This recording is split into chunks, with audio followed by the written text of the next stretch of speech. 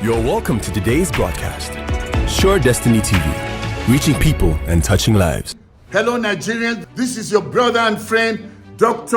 Haruna Goro. I want to wish those of you that are celebrating Easter, wonderful, wonderful, happy Easter. Well, we know all that has happened in our nation after the election, or let me say, post the 2023 election, the presidential election, the one for the House of Reps, the one for the Senate, the governorship, and the different state House of Assembly. And a lot of people are not happy. Instead of seeing celebration, a mood of celebration nationwide, what we see is pain, frustration, and anger. People have been disenfranchised. And then while that is going on, knowing that mandate has obviously been stolen with the way INEC went about doing things, people were still asking INEC to verify the result, because even up to now as I'm speaking, not all the results have been uploaded to their IREF. What they had promised to do it real time, they never kept to their word, but they knew what they had planned out. But I'm telling you, it's not going to be forever. And while that is going on, knowing that they stole Peter Obi's mandate, they are still going after him. The man has not called for trouble, he has called for calm. And the obedience have been calm. And other people, other parties, including the PDP, knowing what Atiku has been through, having run as presidential candidate several times, but he's still patient. He went out on a protest. He didn't call for trouble like the way APC was calling before. And so while that is going on, APC is still looking for ways to implicate Peter Obi so that maybe they can find a just reason to arrest him. But they have been trying and finding nothing. A few days back, I listened to the so-called leaked audio conversation between Peter Obi and Bishop David Oyedepo. And as I listened to it, to me it sounded so childish. As a northerner, as somebody from Kaduna State, I have heard worse things from Muslim aspirants gathering imams and telling them not to vote for any Christian because no Christian is fit to govern. But in Peter Obi's conversation or phone call, we don't know whether it is doctored or not doctored, and I'm not going to debate that here. But I am talking on the ground that even if there was such a conversation, what was wrong? Let's say Peter Obi actually said, this is a religious war. For me, I would say it's fine. Why? Because Tinubu already declared war. The whole idea of a Muslim ticket in a nation that is already divided because of religion and tribalism, for Tinubu to be insensitive to the feeling of other Nigerians, especially Christians, and he went and got another Muslim, just like El Rufai did in Kaduna State. You can imagine if it was a Christian that got Christian, what would have happened with the Muslim? Would they have agreed? Would they have even voted for such a person? But now, because it's Peter Obi, everybody is up in arms. Oh no, why should Peter Obi say that? Peter Obi is a Christian. Tinubu, didn't he also visit Muslim clerics? Do you know that Atiku went to Sokoto and called for special prayer? Why was it that it's only Peter Obi's conversation that they are pushing forward? Other people have been talking. We've seen many leaked audio messages, but it didn't mean much because it is not Peter Obi. And throughout the campaign, they could never find one thing against Peter Obi, only the one of calling for prayer. And he wasn't calling for war. He just says religious war just because of the division that we have. Muslims have been the ones that have been advocating for jihad. We've had them speak. None of them has been charged of treason. None of them has been charged of religious incitement. But Peter Obi is the one.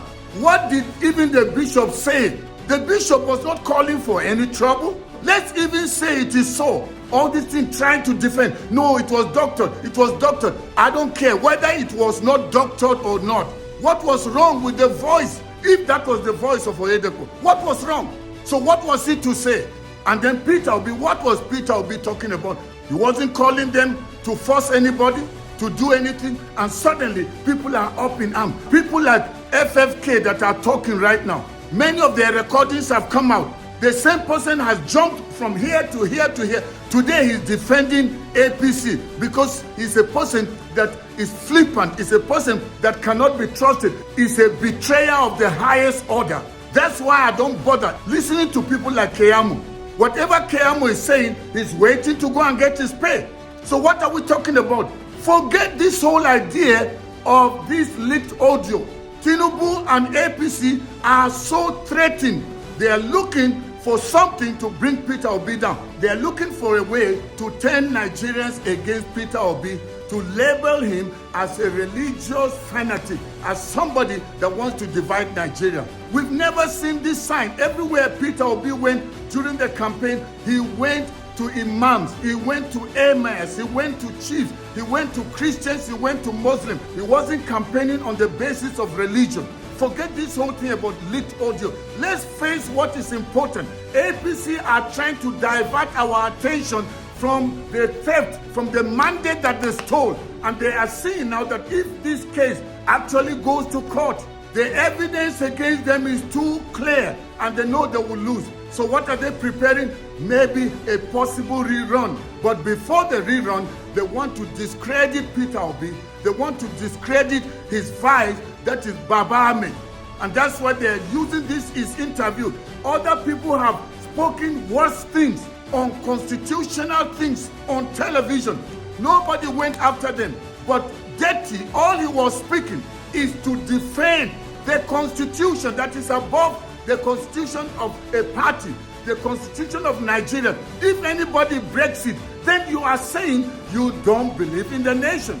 You don't believe in democracy. That's all that Detty was saying. And I'm so happy Detty is not a religious fanatic. Peter Obi is not a religious fanatic. They never went to any pastor and said, vote for me because I'm a Christian, or vote for me as a vice because I'm a Muslim. But they always said, don't vote based on religion, don't vote based on tribe, don't even vote because it's my turn, but vote because I will bring about change in Nigeria. So Nigerians, forget this distraction of APC. They want to get your mind off the real thing that they have done. Stealing your mandate. Take a stand until your mandate is restored.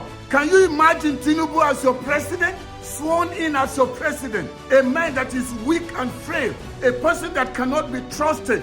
A person that is a drug lord. How did he get his money? Bribing people. Paying people to falsify figures. Is that the kind of person you want to rule Nigeria? With all that we have suffered under APC, you want them to have another 4 or 8 years? Nigerians, let's be wise. Don't tell me, let's just accept there's another chance. Wow. One day with APC is like 1,000,000 years of pain and suffering. Too many people have died. And now, this foolishness that we see happening in the Southwest is still part of the scam to distract people. Why are we against the Igbos? What have they done?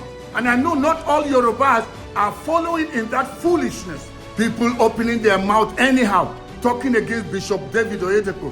All these years, these people have been praying. It is their prayer that is keeping Nigeria together. And then people have their mouth to open anyhow. If every conversation of Tinubu is revealed, is opened up, would you still want to support Tinubu? With all that has come out concerning Tinubu, some of you have still decided to harden your heart because of what you know you are getting from him. And so no matter what he does, we talk about his health, you say it doesn't matter. We talk about this man cannot be trusted. He went and did Muslim ticket, and then when he noticed that Christians were not happy, what did he do? He went and hired fake bishops. Can you imagine Peter Obi doing that? Will there be peace? Will any Muslim have voted for Peter Obi if he went and hired fake people on the street to dress like imams or Muslim clerics? So what are we talking about? Leave this thing about religion aside. It's a distraction. Let's face true governance. We want to see change in Nigeria. Who has what it takes to bring about the change?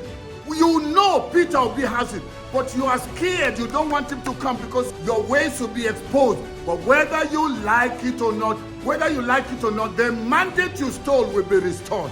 Nobody should mess with Bishop Oyedepo. Nobody should mess with Peter Obi. He is going to be your president, whether you like it or not, using common audio stuff and audio that does not really have any meat in it. There's nothing to really get bothered about. Suddenly they think that that can bring a distraction. But Nigerians are wiser than that.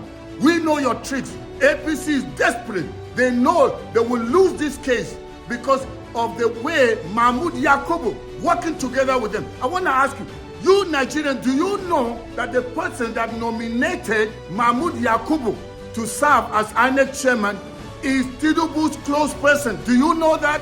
So he's there to serve the interest of the person that put him there. That is Tinubu. How will a person that's promising the nation a free, fair, and credible election, and he's saying it's going to be the best, suddenly overnight, around 4 a.m., while you are sleeping, he now announced the winner, and they are still uploading the result up till now. How did he get the result? It is time to let the mandate of the people be given to them. And I know the courts will do the right thing. Nigerians are in pain, and they want their mandate to be given back to them. Nigerians refuse to be distracted by this diabolic party called APC, using people like Keyamo, people like FFK, people that cannot be trusted. So don't listen to whatever they say. We stand with Bishop Oyedepo and any other cleric, whether Christian or Muslim, that are standing for truth, not their own religious sentiment. Whether you like it or not, a new Nigeria will be born this year. Thank you for remaining optimistic, remaining positive as we await to see the birth of a new Nigeria when Peter Obi and Baba Ahmed will be sworn in as Commander-in-Chief. Please go ahead and share this broadcast with as many people as you can. Subscribe to my channel if you've not already done so. And also like the broadcast. When you do that, YouTube and Facebook will recommend it to many more viewers. It was great being with you today. I look forward to seeing you next time. Once again, this is your brother, Dr. Haruna Goro. God bless you, and may God bless the Federal Republic of Nigeria. See you next time. Bye-bye.